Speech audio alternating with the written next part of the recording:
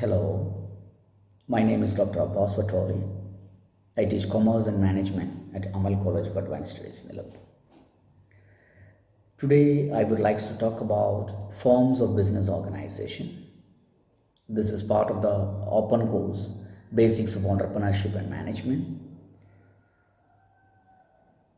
offered by Department of Commerce and Management for its BCom degree program.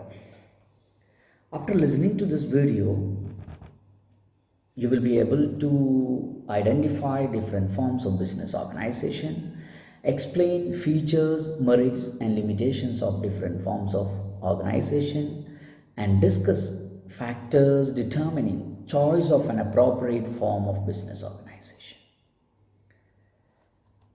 If one is planning to start a business or interested in expanding an existing one, an important decision relates to the choice of form of organization.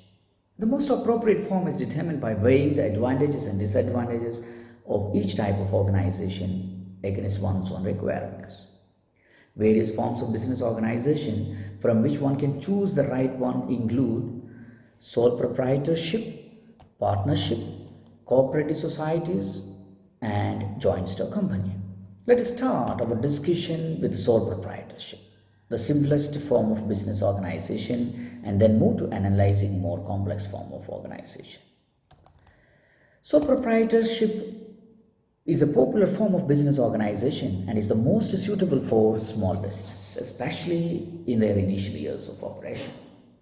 Sole proprietorship refers to a form of business organization which is owned, managed, and controlled by an individual who is the recipient of all profits and bearer of all risk. This is evident from the term itself. The word sole implies only and proprietor refers to owner. Hence, a sole proprietor is the one who is the only owner of a business. Now, let's discuss about features. Salient characteristics of the sole proprietorship form of organization are as follows. First, formation and closure. Hardly any legal formalities are required to start a sole proprietor business, though in some cases one may require a license. Closure of business can also be done easily. Second, liability.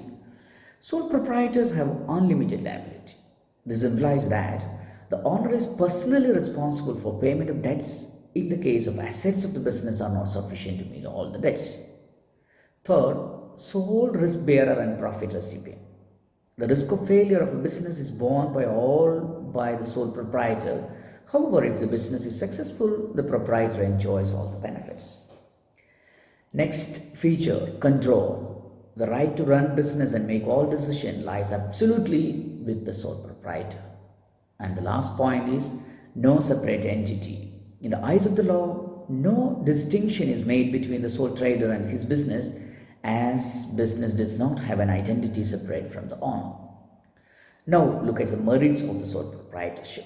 Sole proprietorship offers many advantages. Some of the important ones are as follows. Quick decision making. A sole proprietor enjoys considerable degree of freedom in making business decisions. Second, confidentiality of information. Sole decision making authority enables the proprietor to keep all information related to business operations confidential and maintain secrecy. Third advantage is direct incentive. A sole proprietor directly reaps the benefit of his or her effort as he or she is the sole recipient of all the profit. Last, sense of accomplishment. There is a personal satisfaction involved in working for oneself. Finally, in this part 1 of the video, we are discussing about the limitation of the sole proprietorship. Some of the major limitations of the sole proprietorship are as follows. First, limited resource. Resources of a sole proprietor are limited to his or her personal savings and borrowings from others. Second, unlimited liability. If the business fails, the creditors can recover their dues not merely from the business asset but also from the personal asset of the proprietor. And finally, limited managerial ability. The owner has to assume the responsibility of varied managerial tasks such as purchasing, selling, financing, etc. It is rare to find an individual who excels in all these areas. So this is the end of the part 1. In the next part, we will be discussing about partnership in detail. Thank you. Have a nice day.